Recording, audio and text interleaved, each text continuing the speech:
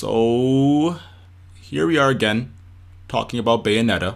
I'm pretty infamous for this now on YouTube. I've uploaded like how many videos on Bayonetta? It's not really like I want to. It's just that if I talk about him or Zero, it's just like an ensured, guaranteed way I'm gonna get views. It's just that the community keeps on complaining about her. And I'll admit, I do complain about Bayonetta, but this has just gotten out of hand. Usually when everyone starts talking about Bayonetta, right? It's usually only for about, I don't know, 2 or 3 days. But after Frostbite, everyone just started talking about Bayonetta. I'm not gonna subject the blame onto anyone specifically, but like seriously, guys, Bayonetta didn't even win the tournament, and we've had tournaments before with an equal amount of Bayonetta representation. Not to mention a lot of the top Smash 4 players like Nairo, MKLeo, Void, and Elegant weren't even there. Anyway, I made a video a while ago talking about the 5 reasons Bayonetta should be banned, or 5 reasons people want Bayonetta to be banned, so I thought now would be a good time to make the sort of opposite version to that video. So without any further ado, let's get started. The number 1 reason, at least in my opinion, is that outsiders of the Smash community, outside like just the fighting game community in general, you're just gonna think that we're really weak and we're just crybabies. And if you want to have more acceptance in the fighting game community, we have to just toughen it up. If you care anything for Smash 4's future, you should care about our reputation. It's kind of how our community grows. I don't know about you guys, but I want new players to come in. I want Nintendo to support this game more. I want this game to be bigger. I really like this game. I really like Smash 4. I think it's a really fun game. And I would hate for this game to suddenly die over a dispute about a character. I don't study psychology or anything, but I can tell you right now that first impressions are everything. You may not admit it, but you are always subconsciously judging the book by its cover. You constantly make generalizations about things that you're not too familiar with.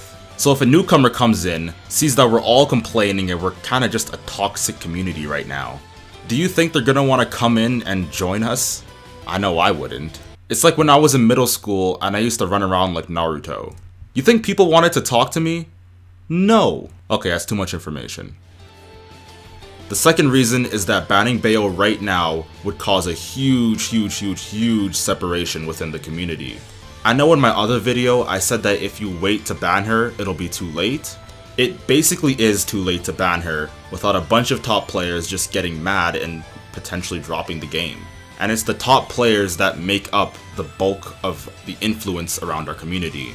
Now I'm saying it's basically too late now because of all the backlash we're getting from the community about Bayonetta, but if you look at the grand scheme of the PGR, most players don't play Bayonetta yet, so there's a chance that it won't actually be that bad. Anyway, most of the influential figures within the Smash community, being most of the top players, commentators, content creators, they don't want her banned. So if we do ban her, it could lead to them getting really upset, which could potentially make us all look really bad, loosely connecting to my first point. So yeah, this point is mostly hypothetical, but it could end up looking really bad for us. The Bayonetta players and even some other players are probably gonna quit, but I'll save most of that argument for a later point in the video. The third point is that she really isn't that OP. I know this is a little bit hypocritical coming from me, as I was one of the advocates saying that she was really broken. And yes, she is. She still is very broken. But relative to other fighting games, other Smash games, heck, relative to this game's own timeline, Bayonetta right now isn't even close to the most OP that we've seen. Do you guys remember pre-patch Greninja, pre-patch Rosalina, pre-patch Diddy Kong, pre-patch Sheik? These characters were all on Bayonetta's level, if not a little bit better than Bayonetta is right now. Yes, we had patches around that time, and the pre-patch Diddy Kong hate, I feel like was around this level, maybe a little bit worse actually. But pre-patch Sheik, that character was arguably better than Bayonetta is right now. Believe it or not, Bayonetta has a couple even matchups. People argue that she loses some matchups, I disagree. But she definitely has some tough matchups. She isn't some unbeatable goddess that you cannot beat. I understand that pre-patch Sheik wasn't nearly as dominant, like you didn't see more than 3 Sheiks in top 8, like 3 at most. But Bayonetta, we sometimes see like 4 or 5 in top 8. But my point is that we learned to deal with those characters. There wasn't nearly as much complaining about those characters compared to Bayonetta. Most people would either deal with it or develop counterplay. We should all try our best to at least learn how to deal with the character before we start going around crying for nerfs. I understand though, because she definitely can just kill you really early, and that leaves a more sour taste in your mouth than, I don't know, pre-patch Sheik just spamming needles and abusing your inferior neutral the entire time. But nevertheless, she's not nearly as broken as some people are making it out to be. There's quite a few characters that you can pick up to counter Bayonetta, which leads me to my next point. It's still too early for us to just make some mass decision that she should be banned. Yes, I did say that if we're gonna ban her, it's better to ban her earlier than later. But as it stands right now, and I'm gonna be talking about my opinion, not just some theory I have in my head. As it stands right now, I don't think we've developed enough counterplay or tried hard enough to deal with the character that we should in order to, you know, warrant a ban. She isn't completely dominating the metagame like, say, Meta Knight was before, or even Fox is in Melee right now. But comparing Melee Fox to Smash 4 Bayonetta is a different story. I'm just not going to get into that right now. There's still players right now that can constantly beat Bayonettas like MKLeo, DeBuzz, Elegant even. There's still a lot of players who play like vastly inferior characters and can still beat the Bayonettas. Like Isam and Elegant, Luigi and Pikachu, widely, I'm not gonna speak for everyone, but widely considered not top 10 characters, right? Yet Elegant and Isam still find a way to make it work with their character and defeat top level Bayonettas. They're really good at SDI and are really good at punishing Bayonetta for just doing a lot of stupid stuff that she gets away with sometimes.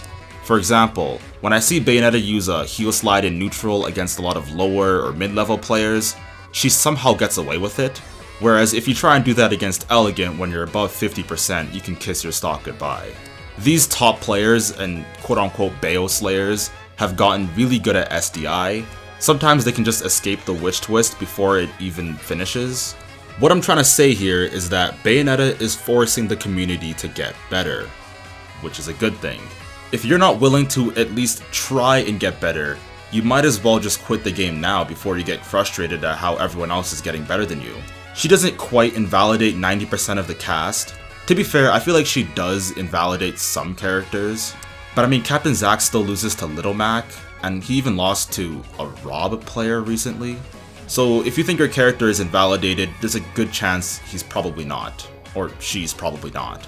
She's not nearly on the level of dominance as, say, Brawl Meta Knight. And she hasn't really over-serialized the meta yet.